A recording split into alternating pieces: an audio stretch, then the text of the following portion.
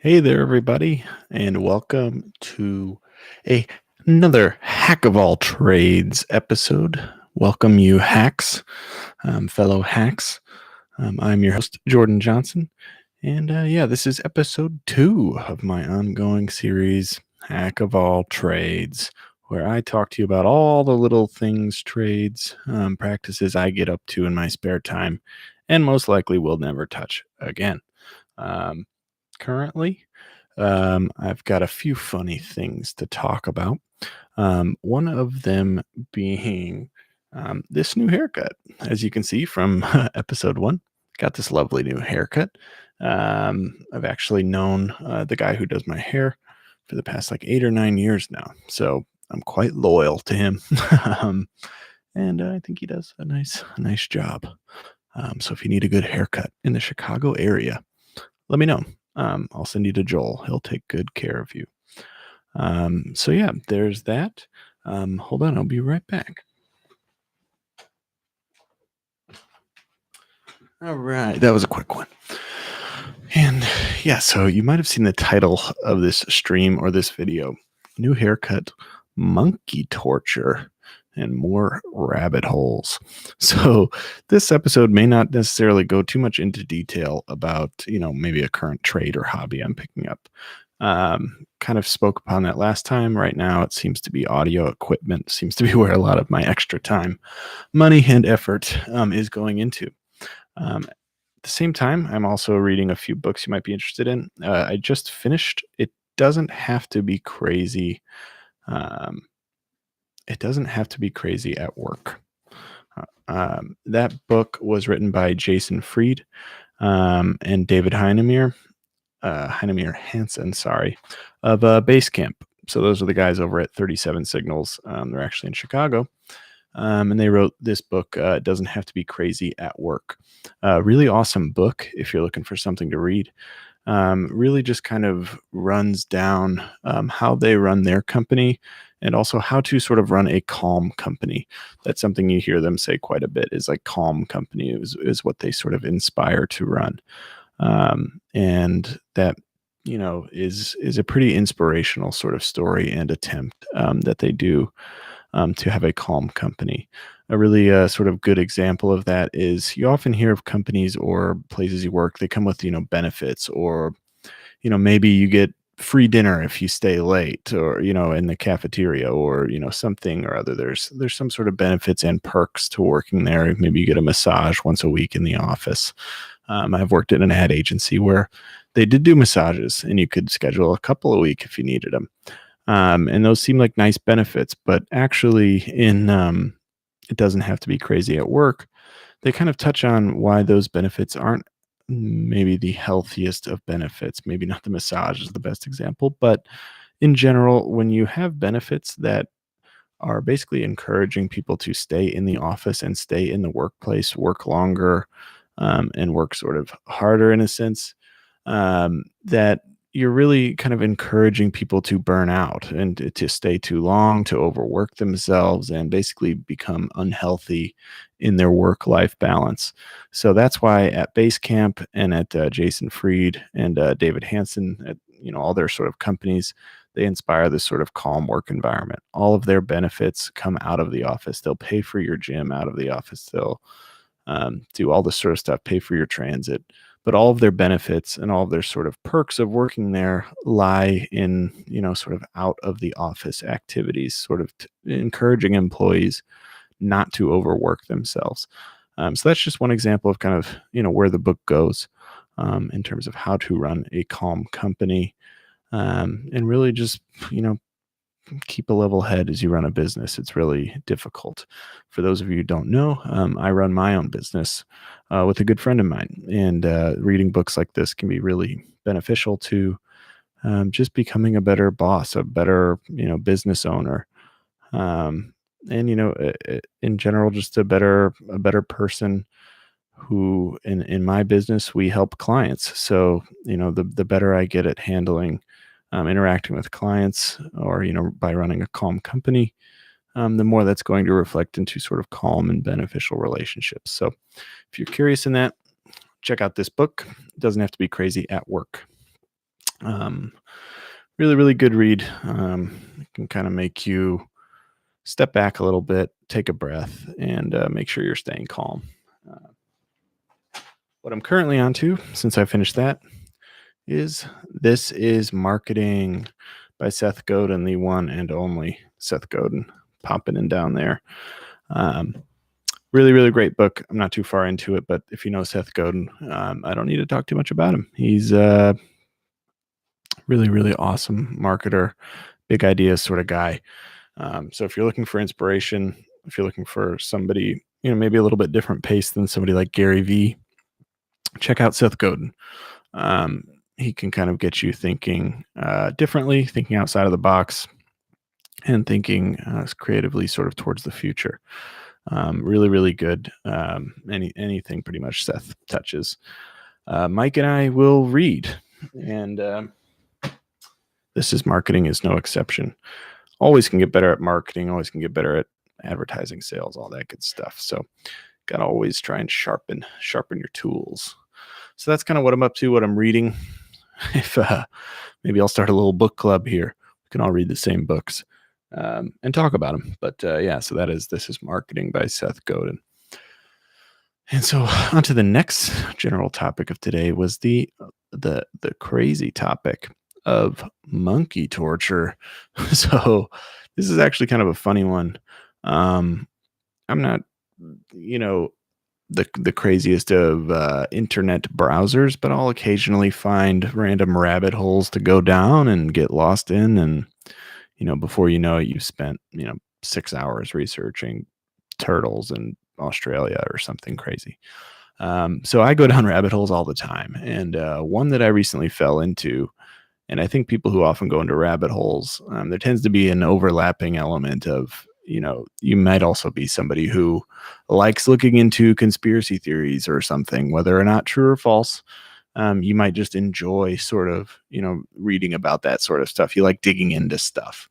And so I kind of found this thread on this interesting topic on a sort of conspiracy related board.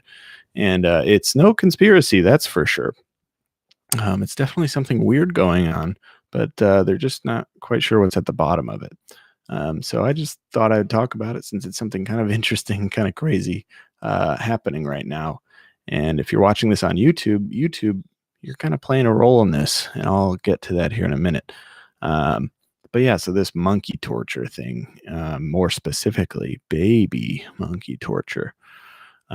So there is a random sort of group of people on the internet, and specifically where this thread found them was on YouTube. And if you search YouTube for baby monkey torture, baby monkey screams, weird things like that, anything related to baby monkeys, you will find these videos and these playlists that seem to upset some people in this thread and get them sort of riled up to figure out what's going on here.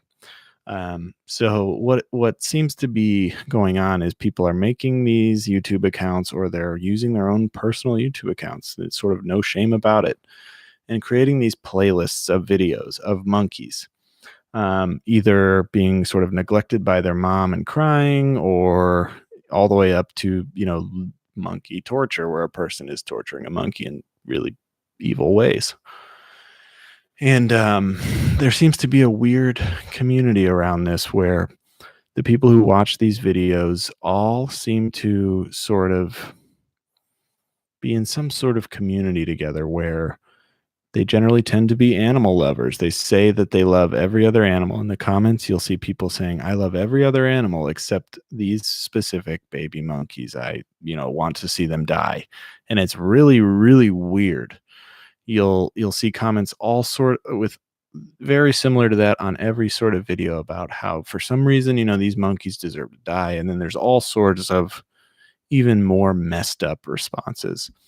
And it definitely seems that the people commenting on these get some sort of rise out of, watching this sort of thing, whether it's, creepy to the level of like a sexual thing, who knows?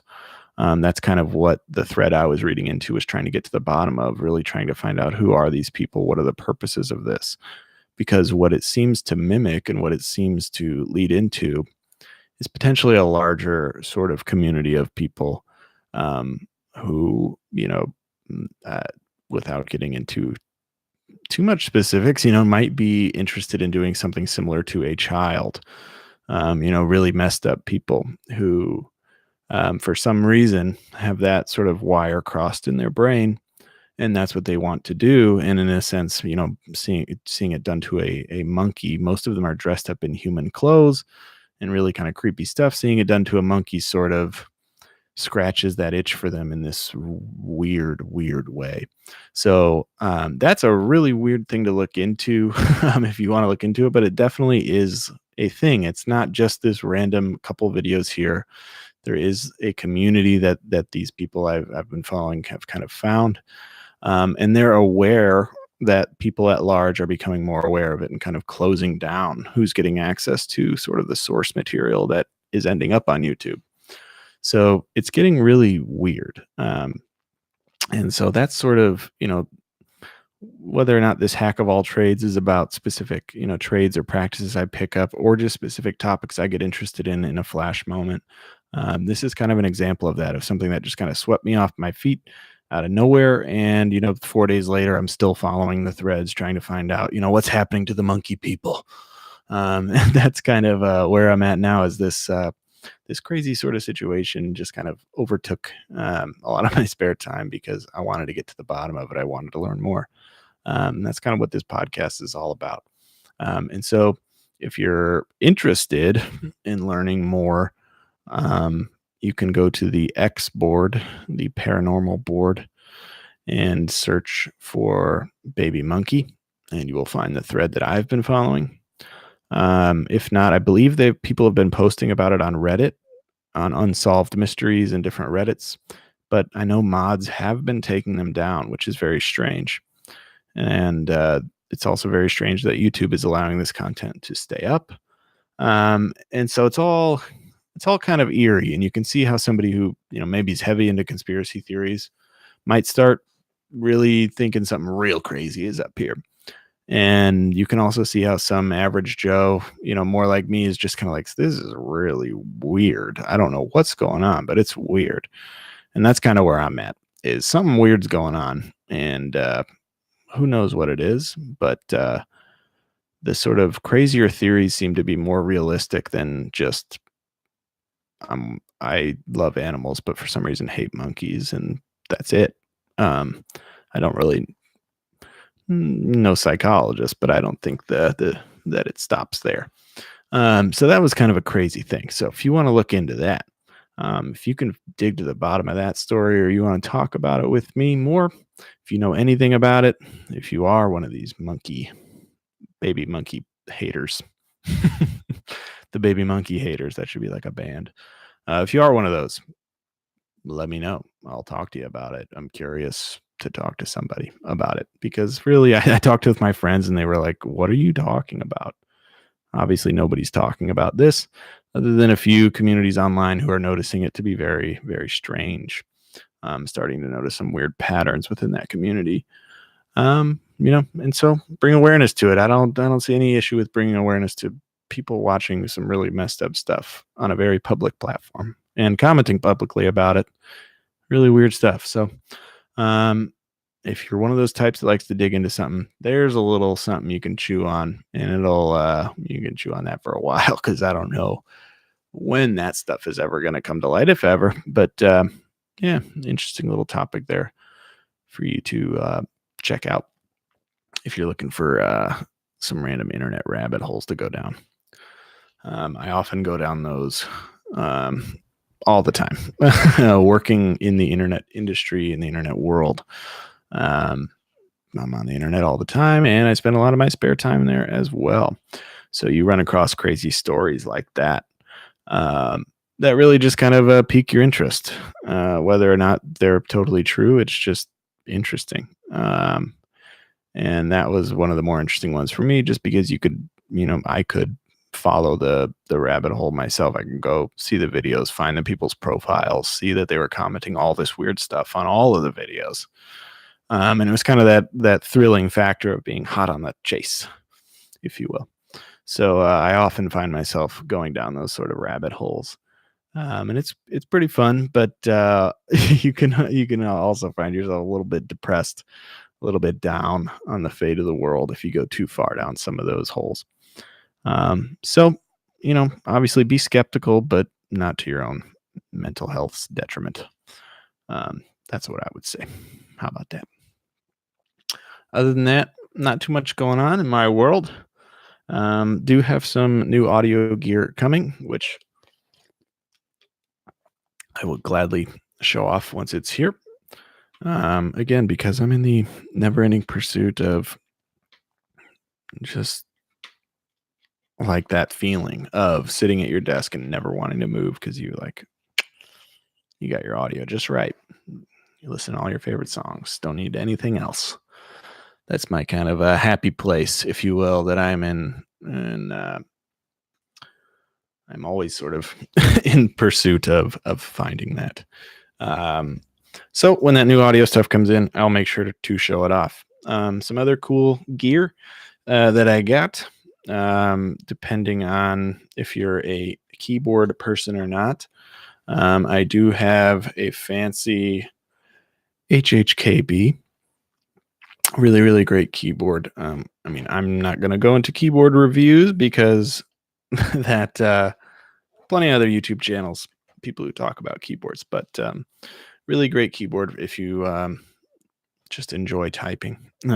Really, really excellent typing experience on that. So that's one of my other favorite pieces of gear that I use on a daily basis, besides all of my audio stuff, as well as this lovely Shure SM7B. Really like this microphone. Just recently got it upgraded from the Audio AT 2020. I've got this running into a Cloudlifter CL1 before the Focusrite 2i2. So that's kind of the setup for inputs. On the outputs right now, I think I mentioned it last stream, I've got the Onkyo ONKYO DAC and amp combo running to my Beyerdynamic DT990s.